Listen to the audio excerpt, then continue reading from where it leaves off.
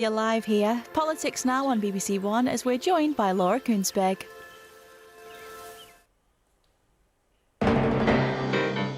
Hello, it's been another week of You Couldn't Make It Up, as the election, when tens of millions of us will vote, comes ever closer. In a truth stranger than fiction, Rishi Sunak is again this morning having to deal with a scandal over Tories allegedly placing bets on the date of the election. Keir Starmer has not been free of awkward moments this week, but in comparison, his campaign has been cruising. Nigel Farage's candidates and his comments on Ukraine have been causing him trouble. But it has been a busy week all round, and in the latest of our leader interviews, we'll be talking to the SNP's Scottish First Minister, John Swinney, who is again promising to pursue independence. But with us in the studio for Labour and the Conservatives, the Home Secretary, James Cleverly, and Bridget Phillipson, who in a couple of weeks' time hopes to be the Education Secretary. 11 days to go. Are you feeling tired, exhausted, relieved that it's nearly over, James? Well, at least the sun's come out. I got to wear shorts the other day, which I know like small mercies in elections, but I like electioneering, so I don't mind. So those shorts, you're hoping to get more votes with or without with the shorts? I fear I think I might have put some people off. And Bridget, how about you? How are you feeling now? Yeah, the sun is shining, but nothing is settled. And if people want change, they've got to go and vote for it. OK, we're about 1 minute in and we've got a slogan already. We'll talk to both of you later on. Remember, of course, this election is not just about a contest between the big two. Sir John Curtis, with his polling calculator, will keep us right. All these megapolls said Conservative support is falling most heavily in constituencies the party is defending, compounding its losses. And our team at the desk for the next hour and 15 minutes this week: Philip Hammond, the former Conservative Chancellor, Defence Secretary and Foreign Secretary; Lord Peter Mandelson from Labour, former Minister too; and the broadcaster Susanna Reid. Welcome to all three of you.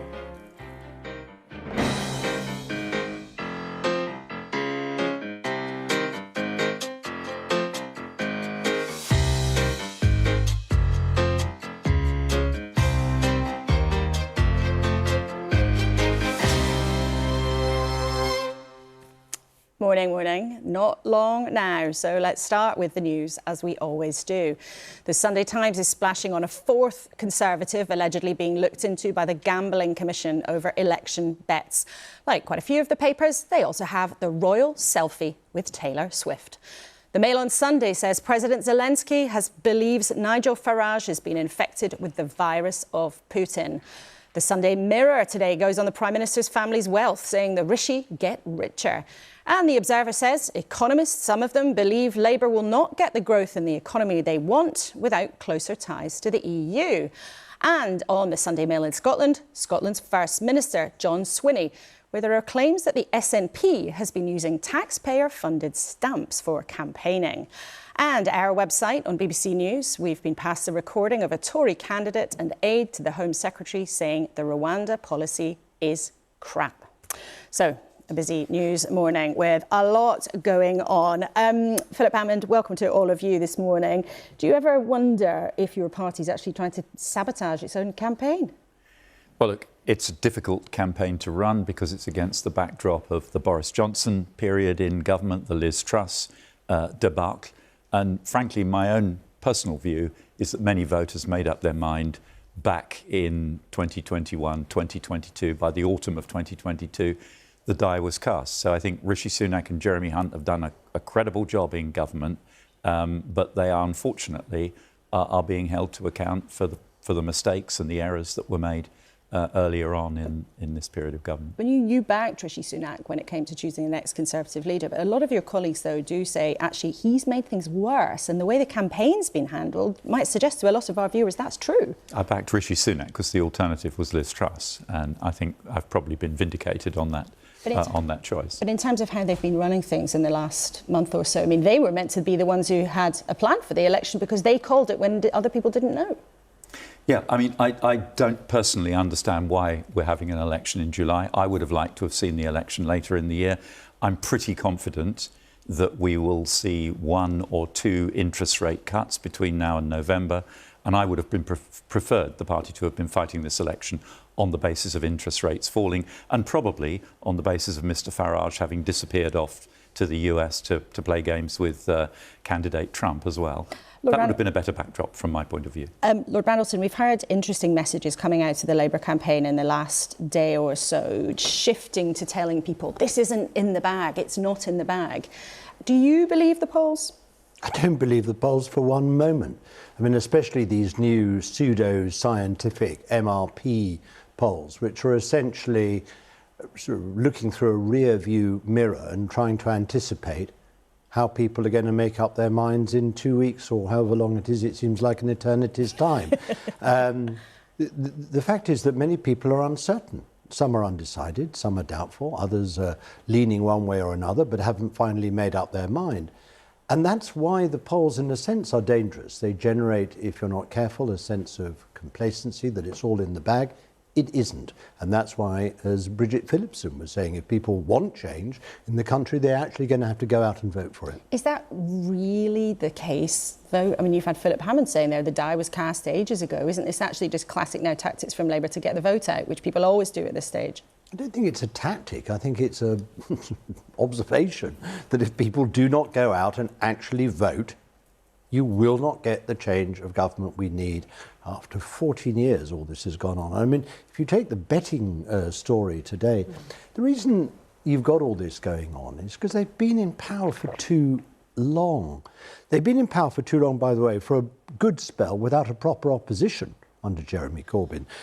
Now they do face an effective alternative and opposition, and people just look at the brand of the Conservatives, say they have absolutely no interest in taking laws or norms or rules or whatever. They think they can do whatever they like. Well, it is time to go. Susanna, what has been standing out for your viewers? Because, you know, every day you've been covering this election. Yeah. We've heard about this big picture politics, but the issues are really important. Hugely important. And I think there's a huge number of people who are simply undecided or unconvinced, or in some cases uninspired to even go and vote. And I think that's a huge problem. I think people are continuously worried about the cost of living, about education, about massive NHS waiting lists, about crime, about immigration. And I think that they look at what the politicians are saying and they're just not sure whether they're being honest, transparent about how those plans are going to be paid for. And that applies to all of them, in your view? Well, I think there's a sense that after 14 years of the Conservatives being in government, nothing works amongst some people and that things are broken. And it's remarkable, isn't it, that we hear from Lord Hammond, who last time I checked was a Conservative, who is critical of Prime Ministers of the same party over the last 14 years. And when it comes to the opposition, you know, huge things need to change and they're just not sure that those things are going to change, that things are going to improve. Because where is the money for it? OK, well, that's one of the things I'm sure we'll get into later. All three of you, thank you very much indeed for now. Let's get on with our first interview of the morning. Months ago, you will all remember, the Prime Minister chose "Stop the Boats" as one of his top slogans. It was emblazoned everywhere, lecterns, posters all over the place. The government's plan to send people arriving in the UK without permission to Africa, the country of Rwanda, was stuck at the top of the political agenda. But the boats have not stopped. Only 2 migrants have gone to Rwanda and they have gone voluntarily. So let's talk about all of that with the Home Secretary, James Cleverly, who's with us. Now, Home Secretary, one of your aides, whose job it has been for 2 years to help you get the government's plan to send migrants to Rwanda fully enacted, was recorded giving this opinion about the scheme. Let's listen to what he had to say. Nobody's got the cameras on, have they? Phones on. The policy's crap.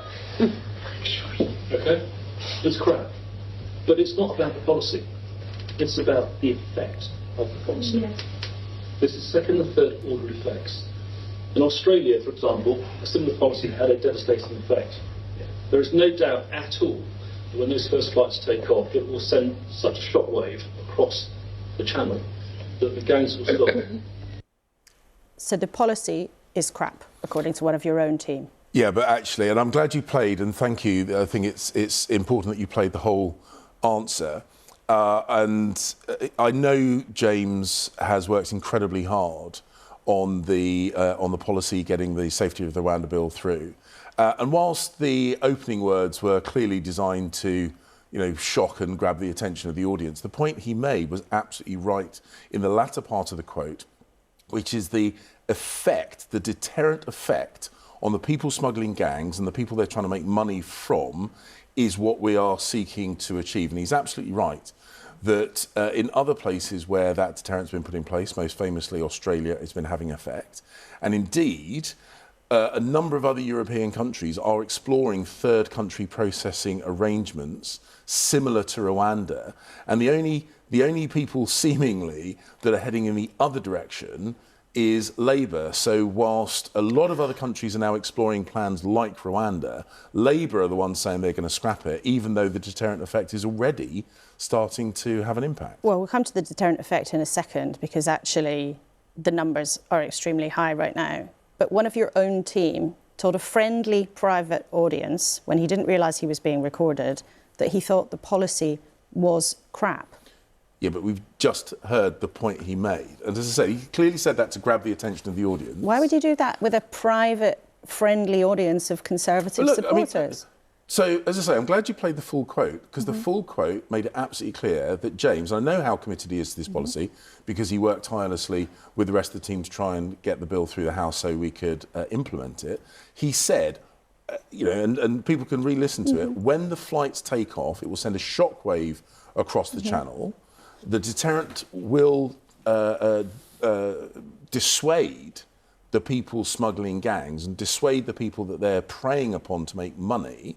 And that is the point. He said it's the effect. Now, why he picked the word crap, I don't particularly know. But what's crap about it then? But he made the point that when those flights take off, and they will only take off under the Conservatives, there will be I think he used the word shockwave across the channel, and that is exactly the point. Well, you can't guarantee that those flights will take off, even if you do manage to hang on in this general election. Well, I can guarantee under Labour they won't, because you cannot guarantee the that Labour they will. leadership have said that even if it is working, they're going to scrap it. And we'll talk to Labour later in the programme. And throughout this election campaign, what our viewers clearly want us to do is to concentrate on the policies of each party when we're speaking to them. So Labour won't be allowed to talk about the Conservatives. The problem with all of this is that one of your team, when he was speaking privately, said the policy was crap. But it said that it would send a shockwave across the channel. You yourself said that the policy was something too rude to say on TV at 9 in the morning. Unless you want to deny that now. Do you want to deny that? That is what Yvette Cooper has been saying. I've been absolutely consistent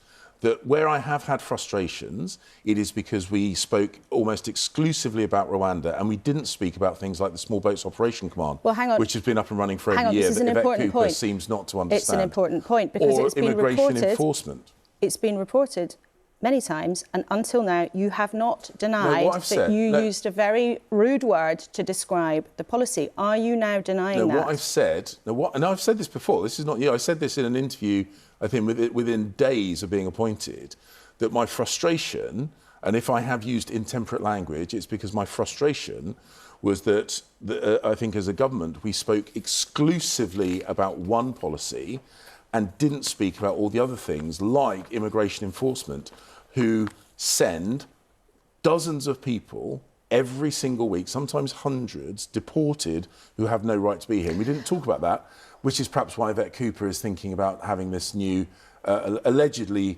new returns unit, which is exactly what immigration enforcement already does, and a border command, which is exactly what the Small Boats Operation. And I'll repeat for our audience, we'll be talking to Labour later in the programme. But if your policy is so effective, pre-existing functions, if your policy is so effective, and you believe that it is a deterrent and will be a deterrent, why did almost 900 people arrive across the Channel on Tuesday? Well, there's always a whole load of complicated factors. What we actually saw in the weeks leading up to those figures, and they're disappointing and frustrating figures, an extended period of good weather where almost no one came across the Channel. So if you're going to report the bad days, you should also report the good days. Okay, you should let's look at another figure.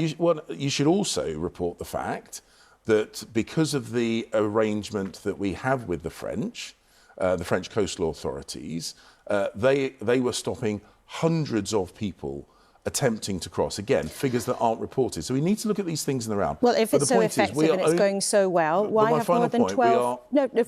Why have more than 12,000 people crossed so far this year, up on the same period in the last 4 years? 12,000 people this year. Well, the people smugglers are constantly changing their tactics. One of the things that worries me the most is that they are forcing more and more people into boats, which is why we've sadly seen fatalities, including some very young people, because the people smugglers changing their tactics. But we are applying pressure. We are committed to doing so. And the point is, at elections, it's about choices. And we are committed to stopping the boats, and we are committed. But the point is that commitment is obviously not working. But this is the point I'm going to make. So we are committed to constantly evolve. This is why Rwanda is so important, because you cannot credibly say that you will do less. And this is the Labour Party's position. They've said they are going to do less and somehow achieve more. And it's just not credible. Home Secretary, our viewers want us to talk about your policies and your record. Now, 12,000 people have crossed the Channel in small boats so far this year, up on previous years, even though for more than 2 years, your party has been talking about this Rwanda plan. You've been saying you're committed to it. You have been pushing various different pieces of legislation through Parliament. And in this era of social media and smartphones, people coming to this country have heard about this policy of trying to send people to Rwanda, and yet the numbers are still going up. There is not evidence that this is working as a deterrent, even if you do ever manage to get a plane off the ground. Well, I remember reports not that long ago where the Irish government were very uncomfortable because they were seeing people come into their country because they did not want to be sent to Rwanda. And they'd still cross the Channel to do that. And if what you say is you want to stop the Channel crossings because you think it's dangerous, you think it's terrible for vulnerable people, they're still crossing the Channel, even if they then go on to Ireland. And this is why the deterrent of Rwanda, this is the point that James was making, when those first flights take off, it will have a shockwave. The point is, we and other European nations who are also struggling with the numbers of people that the people smugglers are pushing through the European countries. We work together. I speak regularly still, even though there's election called, I still converse regularly with interior ministers across Europe. This is a Europe-wide challenge, and the point is we are constantly evolving our response. And your response has not been working, and your plan Laura, please for Rwanda... Please let me finish the point, because this is really key. We have constantly been evolving our response in close coordination with Europeans and others, which is why the number of people that have been stopped has also increased. But the point I'm making, and then I will stop, I promise, the point I'm making is one of the responses to the people smugglers changing tactics is the Rwanda scheme. And Labour say they will scrap it, which means they are going to do less and somehow hope to achieve more. But that's not credible. And you've made that point. But that's just not credible. You've made that point already, and it's a point that we have discussed on several occasions with the Labour Party. The point is that this plan has not had a deterrent effect. The numbers are going up. You have no guarantee that a plane will take off. There are around a dozen challenges lodged in British courts to this. How can you tell our viewers with any credibility that you can be sure that planes will take off if you manage to hang on at the election? Well, one of the reasons that we have utilised the voluntary returns, those people that have already gone across to Rwanda, it is a proof of concept. It shows that the receiving end of the system is working. They are safe. The feedback we have, and I'm not going to go into details because it would be inappropriate. Hang on, you're trying to use the example of two people, when you've got an asylum backlog of more than 100,000 people, two people going voluntarily in a different scheme. You're trying to use that as evidence that it would work. Laura, if you let me finish the answer, you'd understand the point I'm trying to make, because it's not about the volume of people, it's proof of the safety of Rwanda, because that is the legal sticking point we've had in the past. Rwanda has demonstrated and is demonstrating both to the refugees that the United Nations sent to Rwanda and the ones that have come from the UK that they are a safe, welcoming country. That undermines the legal argument against the flights. That's why it's important. It's not the numbers of people, it's that they prove the concept that Rwanda is a safe country. Okay, well, it'll be very interesting to see which undermines the legal argument. It'll be very interesting to see what the courts say, because there are 12 challenges, around a dozen challenges in the British courts on whether or not this is a legal scheme. But we've got lots of other things we want to talk to you about. One thing that's very important to some viewers that the government didn't deliver before calling the election is what's known as Martin's Law. Yeah. Now, that was suggested after the Manchester Arena bomb, named after Martin Hett, who died in that attack. And I know viewers might remember you met with his mother the day the election was called. And here's a picture of that meeting taking place. Now, in your manifesto, you have promised urgently to introduce it. But what does that mean? Would you do it within the first 100 days if you hang on? So I met Martin's family and campaigners, and I said at the time that if, and I was quite clear, that if, for whatever reason, we weren't able to get that law passed in this Parliament, at that meeting I didn't know that the election was going to be called. But I said, if there is a delay because of an election, the Conservatives would absolutely prioritise this immediately upon reforming a government. So that would be, if you managed to hang on, that would be in the King's speech, you would do it straight away? Absolute commitment to do this straight away, because they have been waiting a long time, too long. They have.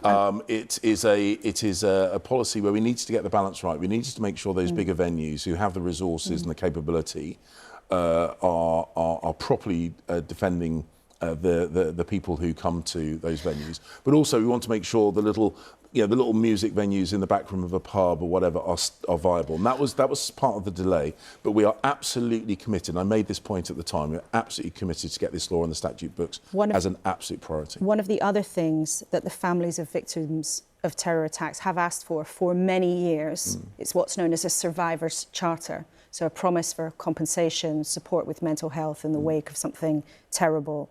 And families like the family of the murdered MP Joe Cox have been involved in that campaign for that survivor's charter.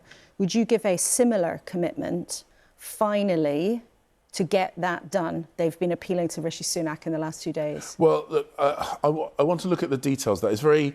We've been asking for it for years. Yes, the details are pretty clear. But the point that I've seen as Home Secretary is circumstances are very different from one to another. Having a kind of a universal offer, by definition, would mean it's less tailored to the individual circumstances of those people who survived. And when you have gone through something as horrific as a terrorist attack, I would want to make sure that the response is bespoke to the individuals rather than general.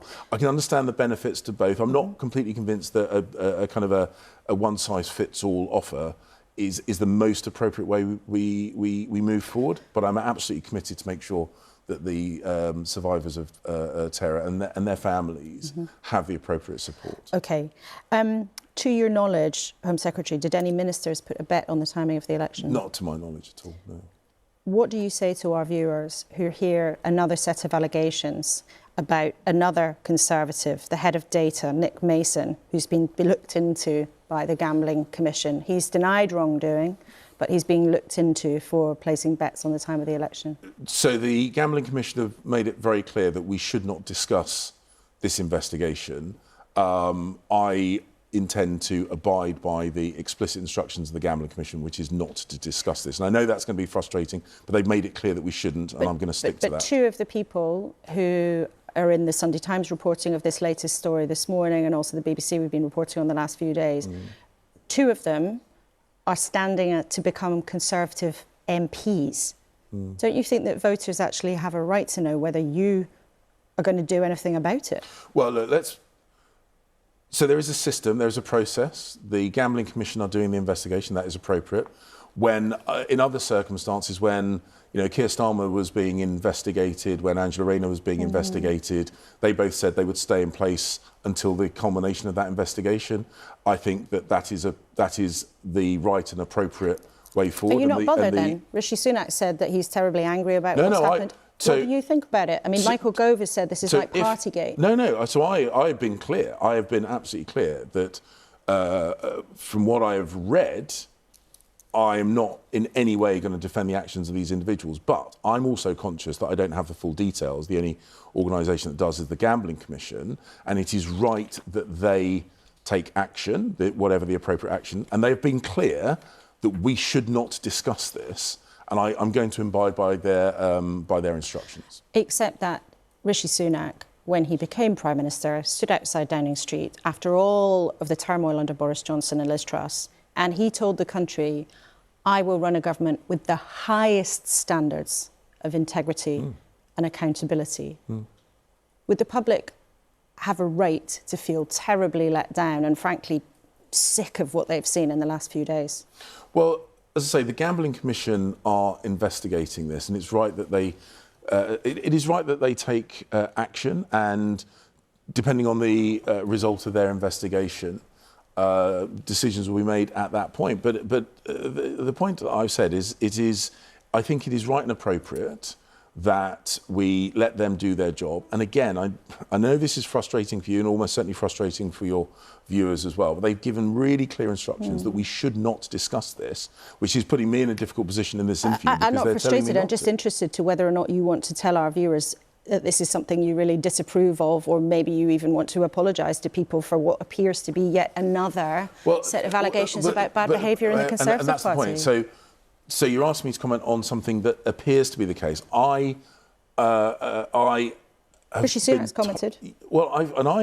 I've said, and again, I mean, you're asking me to repeat myself from things I've said days ago. If people have acted inappropriately, I'm not going to defend that. I will happy to condemn that. But the point is that just as others in other parties have made it clear that the appropriate thing to do is wait for investigations to be concluded before we decide whether or not sanctions are appropriate and what they should be. That is the case here. And as I say, I've been told explicitly by the Gambling Commission not to discuss this. OK, well, Home Secretary James Cleverly, thank you very much indeed for coming in. It's always great to have us with you in the studio. We'll let you get back to knocking doors, whether in your shorts or your jeans. Have a good day campaigning. We'd wish that to everybody standing in the election. James Cleverly, thanks very much indeed for coming in. Well, then, let's turn to the Labour Party.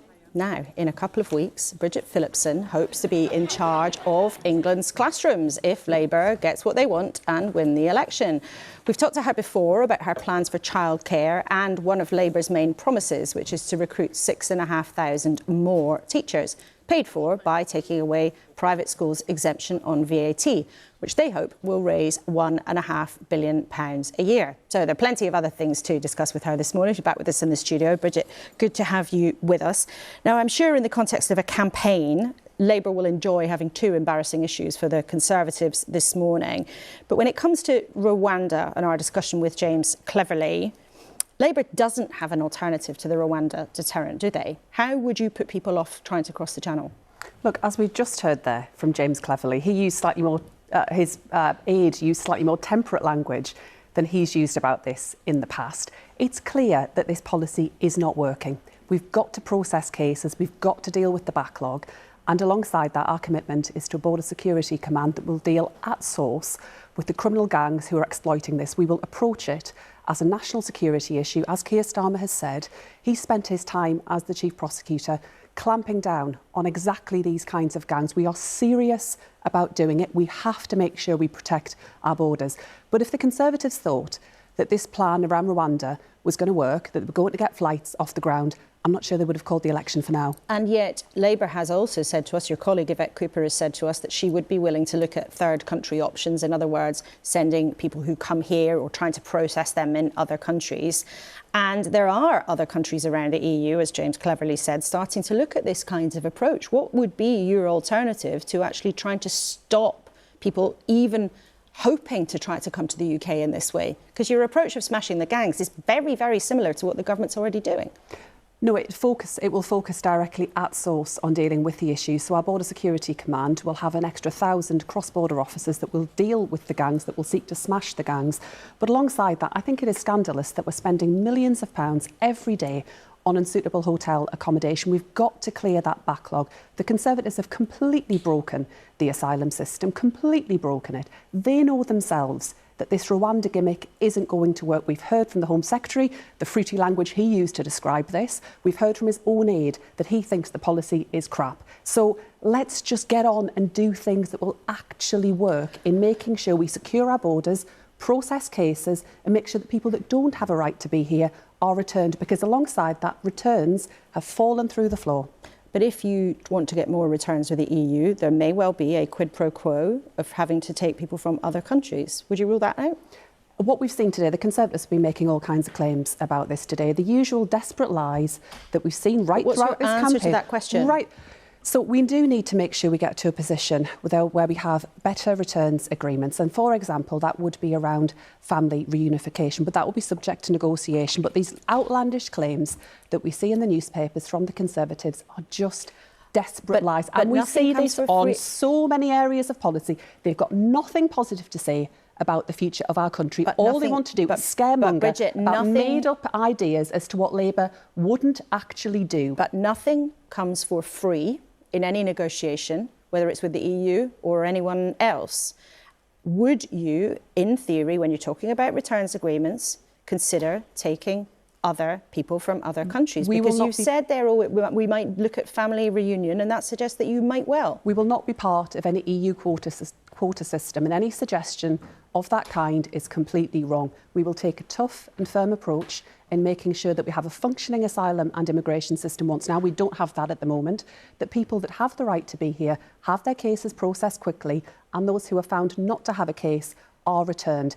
The Conservatives have failed on this, and all they've got now is just throwing mud around. That's just all as we did they with have. Mr Cleverly, what our viewers want in this election campaign is us to test out your policies and not to let whoever's in that chair spend a lot of time attacking their opponents. When it comes to betting, have you ever put a bet on a political event?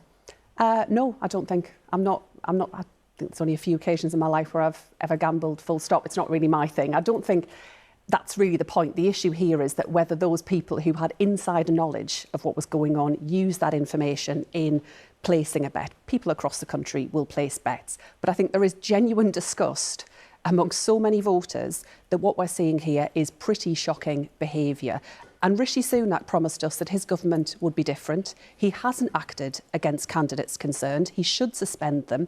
And as Michael Gover said, this just reminds people of the worst excesses of the Conservatives over the last 14 years. And if people want 5 more years of this, if they want to put a stop to this and put a stop to all of this chaos, then they have to go out and vote on the 4th of July. We want to focus on your policies, just as we did with James Cleverly and the Conservatives. Now, you hope to be in charge of England's schools and education system. One of the things we know from our viewers that people really are concerned about is children and technology. And in our studio, I think many people will remember Esther Jai, the mother of the murdered teenager Brianna, spoke so movingly about what had happened, but also her belief that part of the solution to the anxiety and stress that many teenagers particularly are living with is to ban smartphones for under 16s. And a group of powerful MPs, the Education Select Committee, has also suggested that having a proper legal ban on phones in schools in England is something that's worth considering. Would you consider that? Where it comes to schools, I don't believe that children should have their phones available to them to use during the school day. It's so much of a distraction. It causes so many problems. But the vast majority of schools already do that. So that's happening already. But would you make it a legal ban in order that every school does it? Because I think a lot of our viewers would know fine well there are plenty of children using phones during school hours. Well, they do it already, and schools do struggle sometimes to enforce this. Let's be clear, because not all schools, for example, would have lockers where children can put phones away. But I believe the simple, straightforward expectation is that children do not have phones that they are using during the school day. But the problem that teachers and school leaders tell me is that it's less about what goes on within school, because they can make sure that that's enforced, that kids don't have their phones available to them. But it's the consequences that follow around the school day, and sometimes what we see around social media, around bullying of young people, the rising tide of misogyny that we're seeing online, the fact that our young people are increasingly being targeted by hostile states seeking to influence and shape democratic outcomes. And our young people need to have the skills to look at what's there and in front of them and to question and to challenge, and that's what I want to deliver. But just before we talked about a different aspect of that, on that plan and your hope that children in school shouldn't be using their phones, sometimes in the Education Select Committee say it's worth thinking about this. Actually, to make it easier for schools, you should consider actually making a ban legal, because not all schools ban it. Some head teachers believe they want legal backing from whoever's in government in order to make their life easier. So again, are you saying that you would not consider going that far and having a legal ban on phones in schools? Schools already do this, and I expect them to enforce it. I would expect them to enforce it if I were Education Secretary. But I have to be upfront in saying that I think this is important, but I think it's part of a much bigger challenge that our young people are facing at the moment. And what school leaders tell me more widely is that they want a government that has got their back, that actually recognises the wider challenges that they're facing at the moment. And that's why, if I am Education Secretary in a Labour government, I want to reset and rebuild that relationship between government and schools and with the teaching profession, because this is one of a number of really big challenges that they're seeking to grapple with at the moment and don't feel actually valued or respected in the work that they're doing. And as you say, there are lots of things that schools in the 2020s have to grapple with. One of them has been the concept of gender identity. Now, the government published some draft guidance which included banning teaching the idea of the concept of gender identity. It's due to start being used later in the year. If you win the election, will that still happen? I'm afraid that, just to say, I'm not sure that's quite right, in that the government published draft guidance which was subject to consultation. The consultation is closed. At the point at which the election was called, that was being considered in terms of the responses. But the expectation was that this would be brought in later in the year. The principle of guidance, I think, is an important one. That's what I hear from school leaders across the country. They want clarity on how to manage what is a sensitive and difficult area for them. I think what we do need to see on this, we absolutely do need to see guidance. The Labour government, if we win the trust of the British people, will make sure that happens. But let's make sure that children's well-being is at the heart of this. Let's stop this being a political football. This is our children's lives, their well-being. It's too important to make this a culture wars issue on the front pages of newspapers. Let's take a more responsible approach, give schools the clear guidance that they need, and make sure that our young people are supported as well. But my question is, what would your guidance be? What do you believe teachers should be advised to do? Because what the Conservative government has suggested they would do is ban the teaching of the concept of gender identity. So I believe is that what you would tell schools to do too? Many aspects of the draft had good and straightforward principles in it. Other elements of it, I think, drifted far too much into partisan and unnecessary language that I think makes it harder for schools to navigate this. So if I were Education Secretary, I'd want to look at all of the responses that we've received to the consultation. I know that, for example, school leaders have flagged areas that they feel is still outstanding within the guidance. We would want to look at that, do it responsibly, work with parents, with young people and with the profession to get this right. Ministers have been rowing about this for months and months. That is not the way to deal with such a sensitive issue. But I want to press you on this point, because it's a very sensitive issue and it's of great importance to some people, and some teachers have felt very anxious about this. So you say some elements of the plan are okay, some are not, but would you ditch the ban on teaching the concept of gender identity? No, there are trans people within society, and their existence should be recognised. So you wouldn't ditch that? This drifts, I think, sometimes into a slightly bizarre conversation. There are trans people. They have a right for their existence to be recognised. Many trans people are vulnerable and are deserving of support. Alongside that, we've got to make sure that schools have got clear guidance about how best to support children and young people that are experiencing distress and issues around their well-being. That is not well served by ministers picking fights, seeking headlines. Let's take a more responsible approach. Let's take the heat out of it. Let's do this properly and seriously. But there are also people in the Labour movement who are very unhappy about how Labour has handled this issue.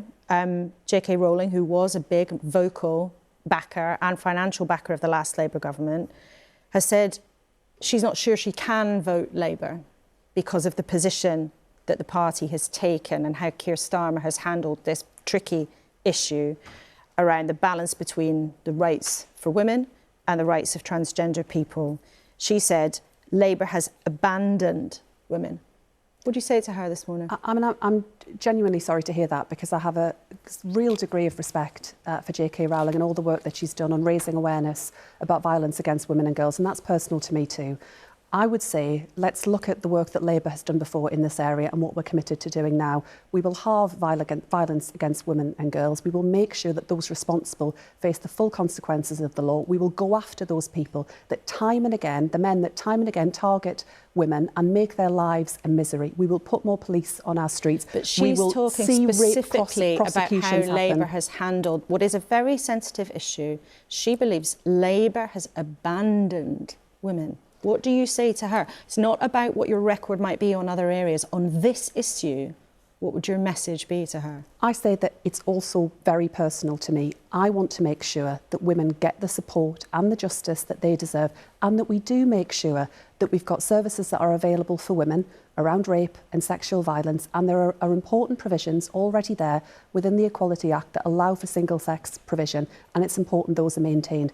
But let's alongside that make sure that trans people too get the support that they need. I don't believe it's an either or, but I would say really, do judge us on what we've done in the past to support women, and look at what we're setting out right now to make sure that we get rape prosecutions, that we tackle domestic violence, that young women in our schools feel safe, aren't experiencing sexual harassment. That's a big concern to me as well. Let's talk about something else that's a big concern to lots of families and lots of staff and lecturers and universities around the country. Many universities are in real financial difficulties. Yeah. Now, you have called it a crisis in higher education. On a point of principle, if you become Education Secretary, would you use taxpayers' money to bail out a university that might otherwise go under? So universities are in crisis, and I'm really concerned about that. And the challenge that we have from opposition is that I know the government have been doing work in this area to understand the full extent of what's going on in the sector. We don't have the same level of access to that. But I think we do have to tread with real care here, because universities right across our country, in our towns and cities, are really important engines of growth and opportunity and jobs. And I would want to avoid any disruption happening to young people's education, whether if an institution were to run into trouble, that would be the outcome. Now, the Office for Students has been looking at this area and are publishing some recommendations about how we get to a stronger fiscal position for our universities. Because as you've just said, this is a very real issue, and it's a very real issue right around the country. And some universities do very much appear to be on the brink. And it's a question of principle. Would you use, if you win the election, taxpayers' cash to bail out a university? I don't believe that will be necessary, and I think there are measures that can be taken to stabilise the sector. That will be a day one priority. Well, what would they be? Because your manifesto has very little detail. What would those day one measures be? So the Office for Students are looking at areas where we can strengthen financial regulation and oversight of the sector. Alongside that, I would say this is a highly complex area where the modelling on this is incredibly difficult, and we simply do not have the same level of access to any of that. Hang on, but we're 11 days away from an election. You've been Shadow Education Secretary for quite some time. I know you must have looked in detail at this area. We just don't get the same... It doesn't work in that way from opposition. We don't have the same level of access to Treasury modelling and ongoing discussions that are taking place with institutions about the health of the sector. We just don't get that. What I can say, and what I can set out very clearly, is that we will make sure that once again universities are recognised as the engines for growth across our country, a public good, not a political battleground. We will not denigrate them in the way the Conservatives have done. And we will deliver a better system that is better for taxpayers, better for students and graduates, and secures the long-term future of the sector. Are you saying then to students, parents, maybe even university vice-chancellors who might be watching this morning, good morning to them if they are you saying to them, because it sounds like you're hinting at it but you don't quite want to spell it out, are you saying that if you win the election you would not let universities go under? You would do whatever it takes to keep them afloat? We are determined to maintain the world-leading status of our universities. They are renowned around the world. They are one of our best export industries.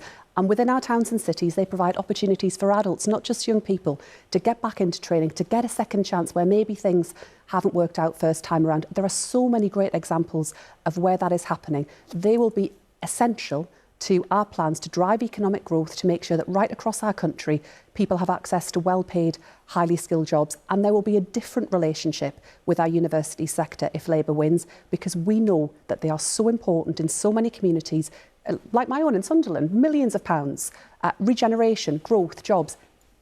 We have to have a different approach. Did you think Jeremy Corbyn would be a great Prime Minister?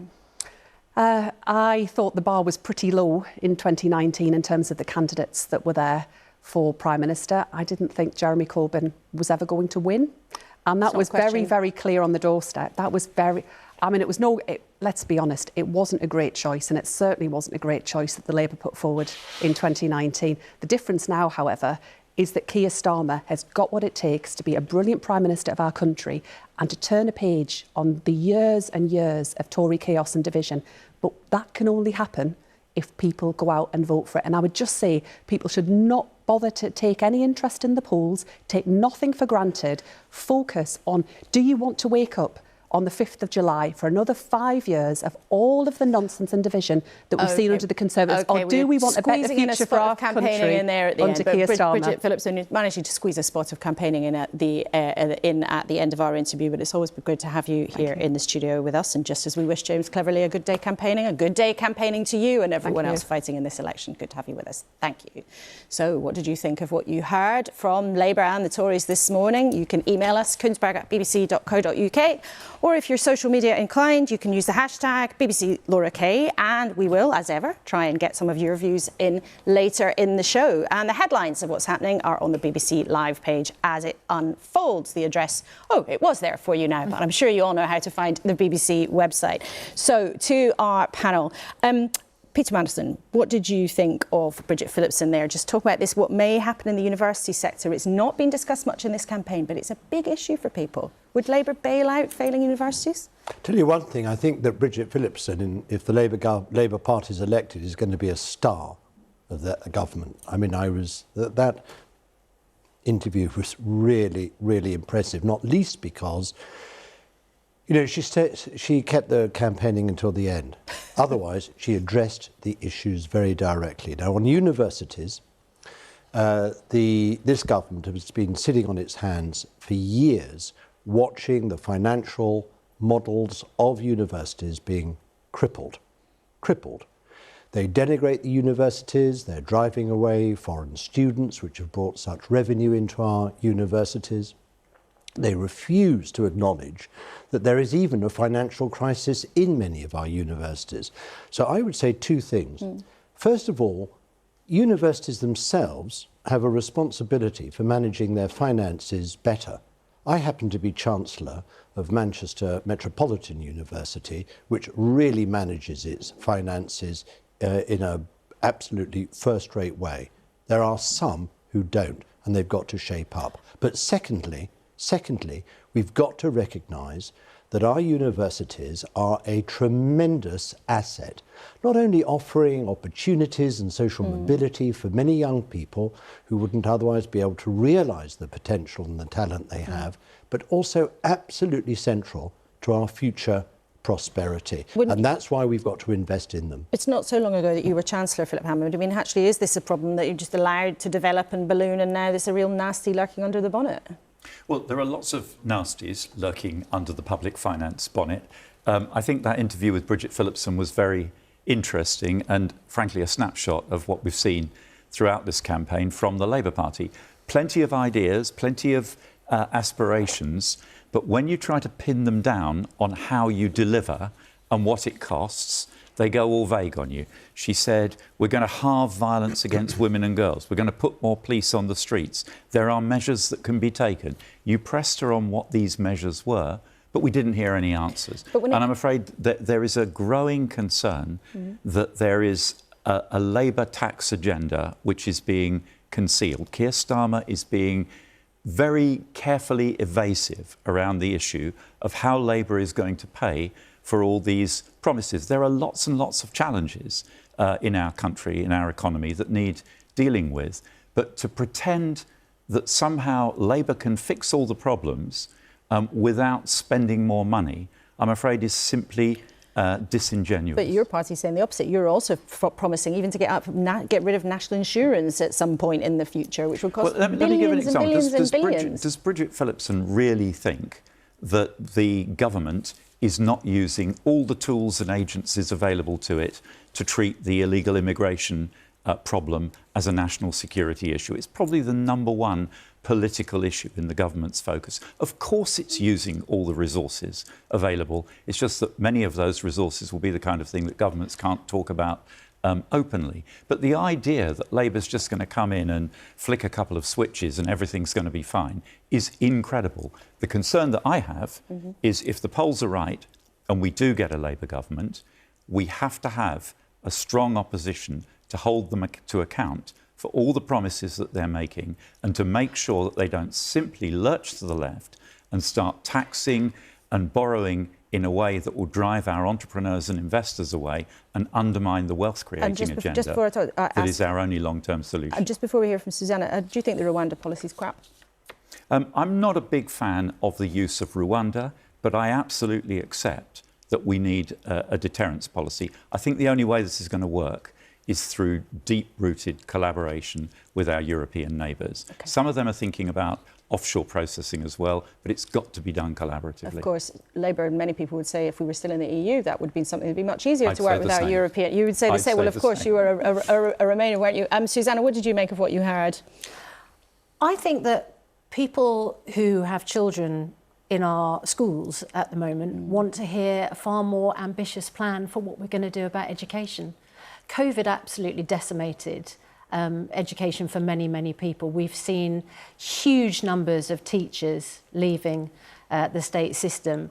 We've seen a massive increase in vacancies. And for instance, in some specialisms, you can't get a physics teacher for love nor money. And many, many teachers are teaching outside of their specialisms. I think a lot of people who might be minded to vote Labour would say we need more money pumped into the education system. And all I've heard so far is that there would be VAT on private school fees and that would pay for 6,500 more teachers. Well, that's not enough to go around the number of schools who need more teachers. So I think that, again, there's an issue of transparency and honesty about how are we going to pay for what needs to be done to improve our schools. We've got a massive increase in mental health issues in schools. We need more support for those students. We need more support for those who want to train to be teachers. A lot of people would like to become teachers, simply can't afford to do so. So where is the money going to come from? Because I'm not sure that the VAT on private school fees is going to touch the sides. Well, let's talk a bit more about the cash in just a second, but it's been a busy old week. So I just want to remind people what's been going on. It's time for Who Won the Week. Well, it was the last thing that Rishi Sunak needed to hear after a torrid time already, that the Gambling Commission is looking into alleged betting by 4 people on the date of the election. If anyone is found to have broken the rules, they should not only face the full consequences of the law, well, I will ensure that they are booted out of the Conservative Party too. J.K. Rowling dished it out to Keir Starmer as well for his answer on gender to a tough Question Time audience. Maybe they won the week. And his answer on whether he really thought Jeremy Corbyn would be a great Prime Minister. That was awkward too. When you said Jeremy Corbyn would make a good Prime Minister, did you mean it? Look, he would be a better Prime Minister. Well, look what we got, Boris Johnson.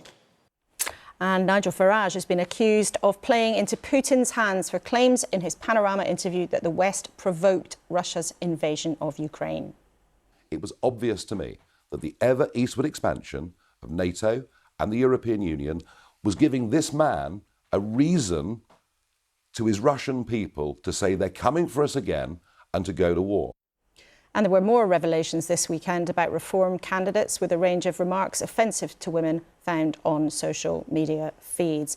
Let's go back, Peter, to that question about tax and spend. Now, Philip Hammond said that Keir Starmer is being evasive. A lot of Conservatives would tell you Labour is going to have to put up tax. Susanna's questioning that what you want to do isn't possible without more money. So is Labour hiding a real agenda? No, it isn't. And we are absolutely not. It is not an option for us in this country to tax our way to greater spending, whether it be on education or the health service or whatever.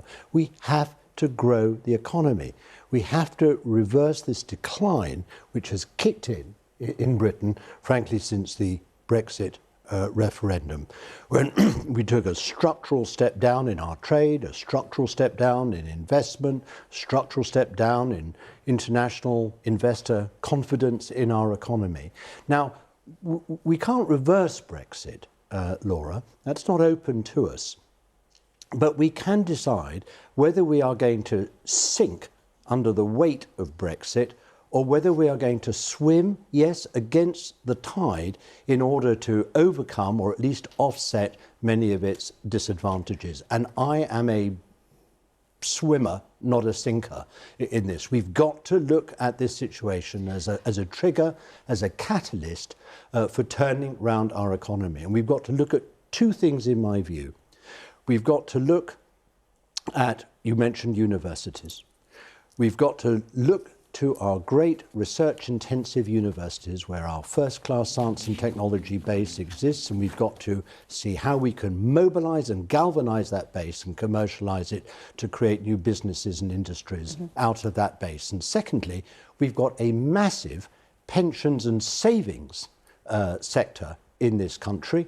We've got to make sure that that money, that liquidity is more efficiently put into industry, put into business, rather than going overseas and just buying government bonds. Briefly, though, Philip Hammond, I mean, every politician that sits in this studio says they want to grow the economy. Exactly. And the idea that Labour has some silver bullet to fix the economy is simply nonsense. The challenges are deep-rooted. They go back to the global financial crisis. Did I talk about a silver bullet? They go back to the global financial crisis. What people need to hear from the Labour Party is how it is going to deliver this additional economic growth. And what I think we all need to be reassured about is that as a Labour government finds in its second or third year that it isn't delivering that magic economic growth, it will get dragged inexorably to the left by the forces of the left within the Labour Party, within its trade union support base, and we need a strong opposition in Parliament to make sure that we hold this Labour government, if that's what we get, to account. Susanna, when politicians talk about wanting growth, do you think your viewers and our viewers this morning sort of believe them? Well, I mean, who doesn't want growth? You know, we need growth. It's hugely important. I think part of the driver of growth is a really strong education system. I'd really like more investment in the education system. And it used to be that the Labour Party said that those with the broadest shoulders should be able to pay a little bit more. And we're definitely not hearing that message right now from the Labour Party. OK, well, we're back with you three a bit later in the programme. Time always goes so quickly on a Sunday morning. But let's get on with looking at some of the numbers. Now, neither of the parties really believe the polls, which have, for better or worse, become part of the campaign themselves. But there's been wild variation in them. So what should we do? Well, let's have a calm assessment of what's really going on. Here is John Curtis with 60 Seconds on Sunday. Neither the Conservatives nor Labour are having a fruitful campaign. The latest polls put both of them down 4 points compared with the outset. But that means the Conservatives on 20% are still 20 points behind Labour. Meanwhile, Nigel Farage's Reform UK party is now just 2 points behind the Tories. But the worst news for the Conservatives has come from 5 megapolls that estimated the likely outcome in seats. Their tally for the Tories ranged widely, from 53 to 155, but even 155 would be the party's worst result ever. And crucially, all these megapolls said Conservative support is falling most heavily in constituencies the party is defending, compounding its losses. Conservative support has fallen by a couple of points in Scotland too, but this is of little comfort to the SNP, who, on 32%, trail Labour by 4 points. Well, let's get straight on with that then. John said it's looking grisly for the SNP in their current tally of 43 of the 59 Scottish seats in the House of Commons. The arrival of the experienced Minister, John Swinney, as the first Minister after a torrid time was meant to be the start of a more peaceful era for the SNP. But 6 weeks into the job, he's fighting a general election. And I'm pleased to say that he's with us for the first time on the programme now. Good morning, Mr Swinney. I just want to start by asking about a developing story today. Now, viewers should know it's against the rules for taxpayers' cash to be used in campaigning. But there have been allegations over the last week that SNP staff members have been using stamps paid for with public money for campaign purposes. And the Mail on Sunday today says someone in your office was involved in discussions about doing that, allegedly using material paid for by the public purse. What do you say to that?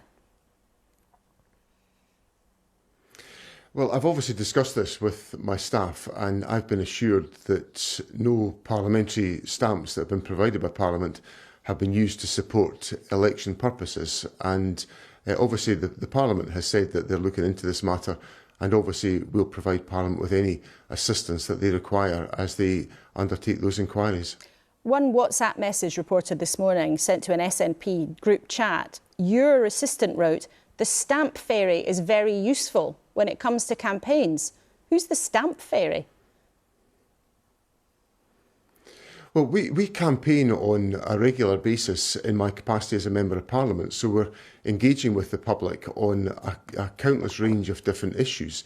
So I think these are sort of humorous remarks made in a WhatsApp channel, and what's important is the reassurance that I've had that parliamentary stamps have not been used for election purposes. It might sound like quite a small issue, and maybe that's just a humorous message, but there's a hugely important principle here about public money being used for campaigning purposes by political parties. Are you completely sure that your party has not been using any public money to fund your election campaign? I'm confident of that. We've obviously been engaging in a fundraising campaign to support the election campaign. It's been supported by the many members that we have around about the country. The Scottish National Party is fortunate that we have the largest membership of any political party in Scotland. Indeed, we've got more members than all the other parties combined, and those members have been supporting our election campaign and enabling us to have the resources available to us generated and raised from within our party membership base to support us in our campaigning activity. You've got a lot fewer members than you used to have, and part of that is because of concerns that many voters in Scotland also share about standards in the SNP. I mean, if we just look at the recent past, you had the scandal around Alex Salmond, the former First Minister's behaviour. Nicola Sturgeon was arrested. You have the party's former chief executive charged with embezzlement. Now, you're a very well-respected politician who's been around the SNP for a long time. Would you understand if voters wanted to punish you at this election for all of that that's gone on? We've had a tough time, Laura, and I think that's been acknowledged. I've acknowledged that on a constant basis since I became First Minister just about 7 weeks ago, and I've been very candid about the fact that I recognise that the SNP has had that tough time, and that my job is to rebuild the trust between the public of Scotland and the Scottish National Party. That's what I'm focused on as First Minister. Obviously, I've come into an election campaign very quickly after becoming First Minister.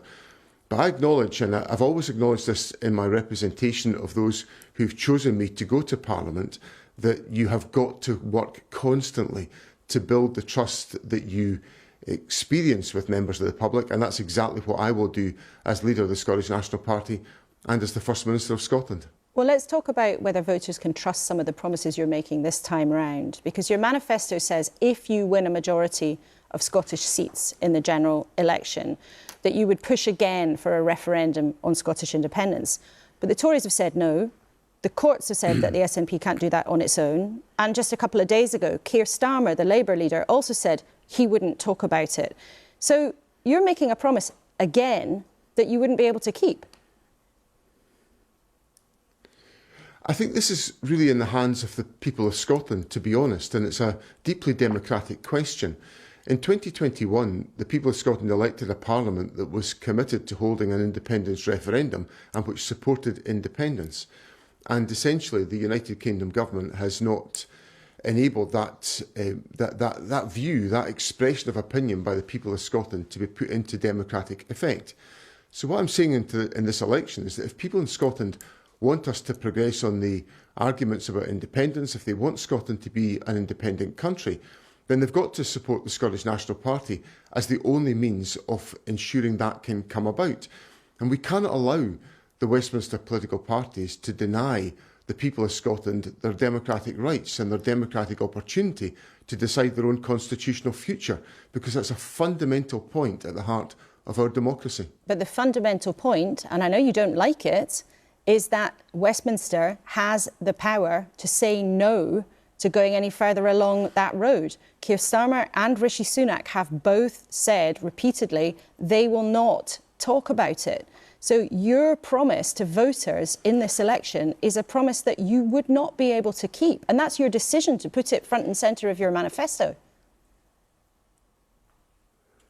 It is, because I think it's an essential solution to the issues that people face in their lives today. So if you look at the challenges of public spending cuts, which you've talked about in this programme, the devastating effect of Brexit on our country and our economy, and the impact of the cost of living, these are all issues that have been delivered by Westminster. These are all problems created by Westminster decision-making of forcing us out of the European Union against the will of people in Scotland, and in the prolonging of public spending cuts, which is what the Labour Party will do when they come to office. Now, my answer to that is to make sure that decisions about the future of Scotland are made in Scotland for Scotland.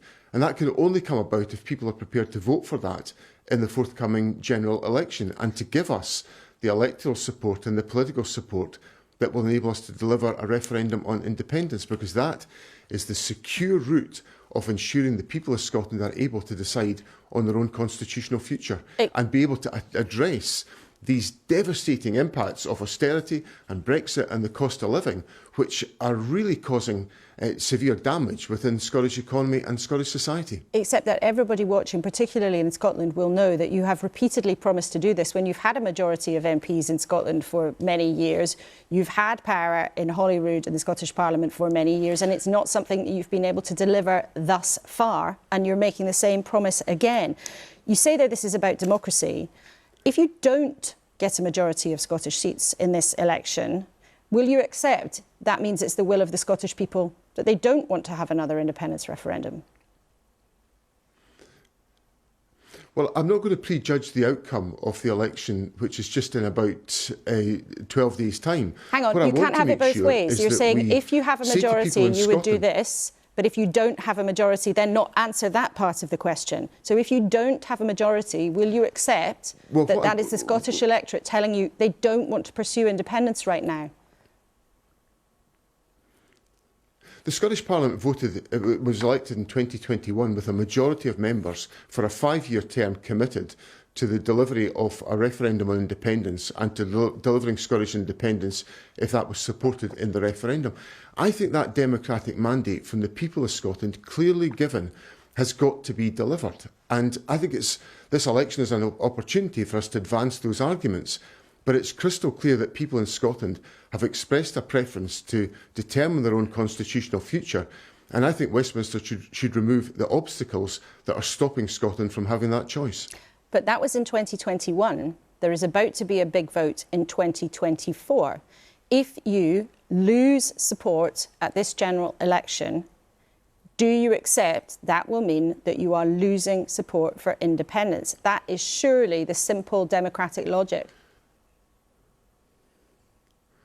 Well, the democratic logic is that the people of Scotland have had their democratic will thwarted since 2021. And I invite people in Scotland in this election on a week on Thursday to make sure that they exercise their view and their voice to make sure we have that strongest demonstration possible of the support that is necessary to deliver Scottish independence, and to make sure that Westminster stops blocking the democratic aspirations of the people of Scotland. Just on one final point, you were Education Secretary in one of your many jobs you've done in the Scottish administration. Now, under your party, Scottish education has slid down the international rankings to the disappointment of many people. But we've talked a lot on our programme about what happens with children and phones in the classroom. Bridget Phillipson said that she will make sure that head teachers in England keep phones out of schools if she wins as part of the Labour Party at this election. I know the Scottish Government has got guidance coming on this shortly. Would you give schools a similar instruction? Should head teachers keep phones out of Scottish classrooms? We're looking very carefully at this issue because, as your interview with Bridget Phillipson demonstrated, there are a range of different perspectives on this question. Some teachers believe that having phones available to young people assists the education process. Others believe it is very disruptive to classroom cohesion and to the cohesion of schools. So there's a careful route to be constructed here, but we are working very closely with the education system to make sure we have firm and clear guidance in place, because we cannot have a situation where mobile phone technology is disruptive to the education process, and we must ensure that we are supporting teachers and the education profession and making sure the objectives that we have for the education system are properly and fully realised by having a supportive environment within the classroom and a stable environment within the classroom as well. OK, First Minister, I think that is a maybe, but just as everybody who we've had on the programme this morning, we wish you a happy day on the campaign trail. We've been saying that to all of our politicians who've been with us this morning. Thanks very much indeed for joining us on the programme. It's great to have you with us. Thank you. Thank you. Well, let's return to our panel then. Scottish politics has been certainly in flux in the last few years, but in the last couple of weeks, right-wing politics has been in flux. Philip Hammond, as you're here, I have to ask you about what is going on with Nigel Farage. Now, huge story in the last couple of days about his attitude to NATO and Ukraine, but many of your people in your party believe you should do more to accommodate his kind of politics, and that's the solution. What do you say to them? Well, I say to them that they're wrong. We should have no truck with Nigel Farage and this right-wing populism which tries to pretend that there are simple, easy solutions for the deep-rooted challenges and problems that the country has. There are no quick fixes, there are no free lunches, and the kind of snake oil that Nigel Farage is peddling, in my view, has no place in our democratic politics. And his exposure now as an apologist for Putin, this country's direct adversary and a threat to the security of all of us, means that he should play no part in our democratic politics. Why do you think? I just wish we'd held the election later, by which time I'm sure he would have disappeared off to America to play games with Mr. Trump. Did you tell Rishi Sunak he should wait a bit? I'm afraid I don't have that kind of access. But I see, and just to conclude the point, I hope we will not hear any more from any of my colleagues in the Conservative Party suggesting that there is a route for Nigel Farage into the Conservative Party. There is no space for Nigel Farage in the Conservative Party. Susanna, though, lots of people do find him appealing. Lots of people do want to listen to him. Lots of people do find him interesting and maybe entertaining. Why do you think that is? Well, if you look at the polls, there was a poll which showed that he was going to overtake the Tories in terms of votes. Look, we interviewed Nigel Farage on our programme Good Morning Britain this week and challenged him on the fact that, there's a quality problem with a number of his candidates, 41 of them, friends on Facebook with somebody who's described as a fascist leader. He said that's a problem with vetting. I'm not sure how much vetting money you need to put into checking whether your candidates are friends with fascists on social media. And that's not just liking a post or looking at one. It's actually, making a positive connection with one. That's a worry, and that's something that he certainly needs to get on top of. Peter Mandelson, just finally to you. Labour is by nature superstitious, maybe even a touch paranoid. But should they be, or how seriously do you think they are really preparing for government now? I think they are very seriously preparing for government, and I think you heard that from Bridget Phillipson this morning. Can I just say, though, you didn't ask us anything about John Swinney and his interview, and I think the reason for that is that it's perfectly clear the game's up for the SNP. Yeah. What the Scottish people now need is not an SNP-led government that's going to go head-to-head the entire time with the UK government. They need Scottish people in a newly elected Labour government that will get benefits for Scotland. The SNP has become structurally irrelevant to the Scottish people. So that's just to make that point, if you don't mind. But secondly, absolutely central. I'm sorry to keep going on about this, and Philip, didn't talk about a silver bullet. The task of turning round this country and rebuilding our economy is a long-term one. It's not a short-term one. Yes, we can make some quick changes, and yes, we can take some early steps to change things in our health service, our schools, and fighting crime on the streets. But everything we want to do in the long term depends on turning round and rebuilding our economy. Okay. And that has to be central to what a new Labour government does. Okay, well, they don't have a plan to do it. Well, I think they have an aspiration, but I think they do have a plan, and if you had just 5 minutes I'd be very happy to sketch We it never out. have Can you 5 more extend the minutes. programme We've another 5 already minutes? extended Thank it 15 minutes today because there's so much to talk about. But even then, we are now out of time. I wish we were a longer term programme, but it's been great having all three of you with us this morning. And I know, of course, that politicians of every stripe will still be out fighting for every single vote. There is 11 days to go and nothing is settled. A huge thank you to my trio at the desk. The biggest thanks to you, of course, for watching at home as the clock ticks louder and louder to polling day.